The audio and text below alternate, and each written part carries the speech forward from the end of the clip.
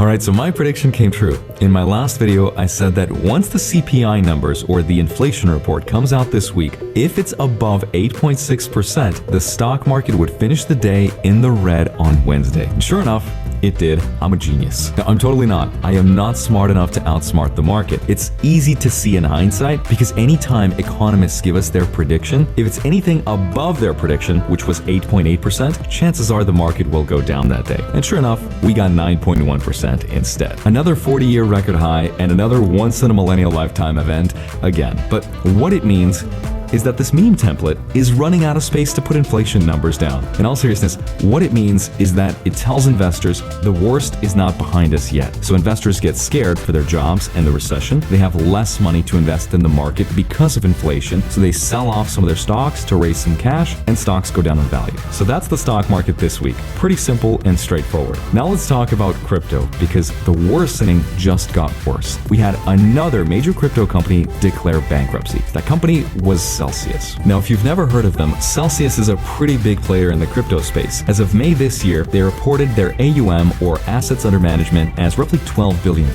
As of June, they reported 1.7 million customers. And last year, they raised $750 million in their Series B funding, valuing their company at $3.25 billion. But that's not the crazy part. The crazy part is that one of the entities that gave them money was Canada's Caisse de dépôt et placement de Québec. I probably mispronounced that, but that is Canada's second largest pension fund, which is unfortunate because a lot of Canadian retirees could potentially get hurt because that pension fund was investing in Celsius, because this week they declared Chapter 11 bankruptcy. And if you look at their bankruptcy report, you could see they have over 100,000 creditors, which are all the people they owe money to. So in today's video, I want to talk about Celsius and the bankruptcy, I want to talk about inflation, I want to talk about the flippening of the US dollar, and then I want to talk about the once-in-a-lifetime historic event of the 100 basis point rate increase, which the Fed is now considering. So a lot to talk about. Let's get right into it.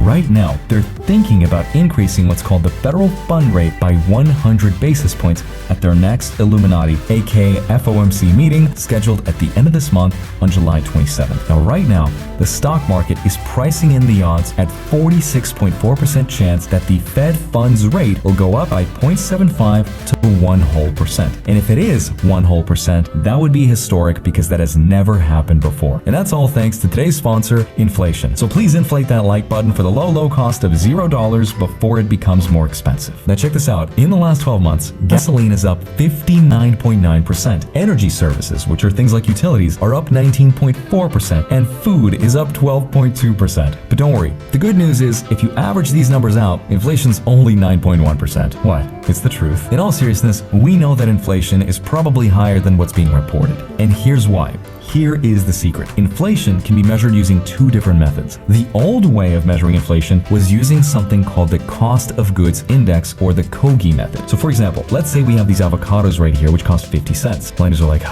tell me more about these avocados. So let's say in 12 months, these avocados doubled in price to $1. So we could see that inflation in this case is 100%. We would then use this information and plug it into the CPI and calculate inflation. The new method, though, uses something called the cost of living index, which allows the government to substitute for the equivalent. So let's take another thing that's kind of the equivalent, which are dragon fruits, which are also delicious and something millennials also cannot afford. So let's say that these dragon fruits are $1. Well, let's say that at the end of the year, in 12 months, they went up to $1.25. This allows the government to substitute for the food or for the fruit section and say, well, see, inflation's not actually 100% because these avocados, it's actually 25% because of these dragon fruits. It allows the government to underreport the inflation based on what they pick are the equivalents. Now, it's also just a little more complicated than I explained because each category of living also has a different weight attached to it depending on how it compares to all the other expenses. Shelter, for example, makes up roughly 32% of the entire CPI. Energy, though, is closer to 7.5%. But as the cost of energy goes up, its weight can also affect the CPI. But that's how these numbers can be sort of manipulated to make it look as though inflation might be lower than what it actually is. And it's all true for people's incomes, too. For example, last month in June, wages for all non-farm employees was up 5.1% to an average of $32.08 per hour, which sounds great. On the other hand, inflation was up 9.1%, which means the real wage growth is probably negative. Just remember that no matter who's in charge of the government, sometimes these numbers can be used to tell a political narrative, but as long as you understand exactly how this works, hopefully you can see the truth a little bit more clearly. So now let's talk about crypto and Celsius and something that hasn't happened to the economy in over 20 years. Pretty crazy. But first, a quick word from today's sponsor. All right, so far this year, the stock market's S&P 500 is down 20%. If you bought Bitcoin, you'd be down over 57% if you're lucky, or 100% if you're unlucky. If you kept cash, you'd be down over 9% thanks to inflation. That's why one of my goals has been to create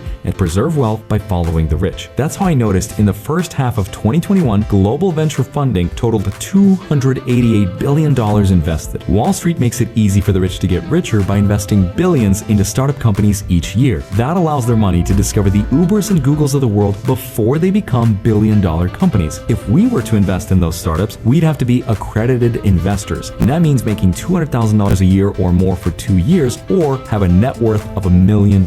Unfortunately, that excludes 95% of the US population. That's how wealth is controlled and protected by the few. And that's where today's sponsor comes in, Sweater. Sweater is the first and only VC fund that's designed for everyone, regardless if you're accredited or not. You can invest in startups. And I believe in their mission so much that I personally invested my money into their company. Now, Sweater is a fully managed fund. That means the Sweater investment team invests money into venture-backable companies on our behalf. They handle the entire investment process for us while reporting back to their Sweater members in real time, all directly through their mobile app. I recently met with their founder, Jesse Randall, and I agree with their belief that venture capital shapes the future, and the right to shape that future belongs to everyone. So early last month, Celsius froze all customer withdrawals, and they told people it was because of extreme market conditions. Of course, now we think it's either because they lent money to or borrowed money from Three Arrows Capital. And 3AC was supposed to be the responsible adult in the room who was conservative with people's money. But instead they were like, oh, 10 billion in customer deposits, you say? I think I'll split and double down. No insurance. I feel like that joke only made sense to Vegas people, but here's what happened. On page 28 of one of the court documents, here's what it says. Due to the lack of institutional lending available to crypto companies, the company took out collateralized term loans from a private lending platform. In simple speak, that means they ran out of ways to make money because companies stopped borrowing from Celsius, but they still had to pay their customers an 18% interest rate on their deposits. So what they did was they took out a private loan from another company and they put up their own collateral to do it. And then it says, in July 2021, when Celsius attempted to repay one of its loans, it was informed for the first time that the lender was unable to return the company's collateral on a timely basis, meaning after they paid off their loan to this private company, whoever they gave money to basically said, hey, we don't have your collateral anymore. It's kind of like putting your house up for collateral to get a home equity line of credit for a lower interest rate. And then imagine paying off your whole loan and the bank says, hey, we don't have your house. Yeah, we sold it already. So just this week, Vermont was one of the states to launch their private investigation into this, and according to them, they believe that allegedly Celsius is, quote, deeply insolvent, which means they probably don't have enough money to pay people back because they were also offering, quote, unregistered securities, which is referring to anything that's crypto related, and because they were doing it without what's called an MTL, a money transmitter license, which all companies need if they're transferring money. And then the document says, due to its failure to register its interest accounts as securities, Celsius customers did not receive critical disclosures about its financial condition. This just means because they were unregulated, they were doing all of this completely in the dark without the customers knowing, and unfortunately, this is true for all non-public crypto companies. Now, the Vermont state regulators also believe that Celsius used customer funds to pump the price of their own token. All of this so far is alleged and hasn't been proven, but so far the Celsius statement put out recently is not making the situation look any better, because Celsius is not requesting authority to allow customer withdrawals at this time. Now, all of this means is that right now their number one priority when restructuring their whole company is to first pay themselves, pay their hedge fund partners, and then the unsecured creditors are going to be the last in line, which of course are their customers. So in the meantime, there's a lot of rumors flying around about what's going on, but right now no one knows exactly what the real truth is. The euro and the dollar just flipped for the first time in 20 years. You can see this on the DXY index, which shows that the dollar is now stronger than it's ever been before in the last 20 years. Now, $1 is equal to roughly €1. And that means it's time to pack your bags. Now's the time to travel. It's kind of a big deal. The reason why this is happening is because interest rates are going up. And anytime rates go up, the dollar gets stronger because investors from all over the world want to park their excess cash with the US dollar into things like treasury bonds to generate those sweet, sweet yields on their investments, which pretty much guarantee them a payout from the US government. This creates more demand for the US dollar, it makes the dollar stronger, but it's also a double-edged sword. On one hand, it's a good thing for us as consumers because it makes things like these delicious European biscuits cheaper to buy. These are my favorite cookies. Have you ever tried these? Seriously, if you haven't, you owe it to yourself. They have different flavors like orange, my personal favorite raspberry. So if there's anything you've ever taken away from my videos, let it be these cookies. Sorry for the rant. The bad news about a strong dollar is that the cookies become more expensive, and also global companies like Apple actually make less money, and therefore their stock suffers because when they accept foreign currencies and they convert it back to dollars, they get to keep less for themselves. And as long as interest rates are going up, as long as there's instability in Europe, the dollar will continue to get stronger. And it's also true that when the dollar is strong, Bitcoin tends to be cheaper. That's not always the case, but it's still important to pay attention to. So if you're still around and I haven't put you to sleep, let me give you my personal thoughts about everything that's going on.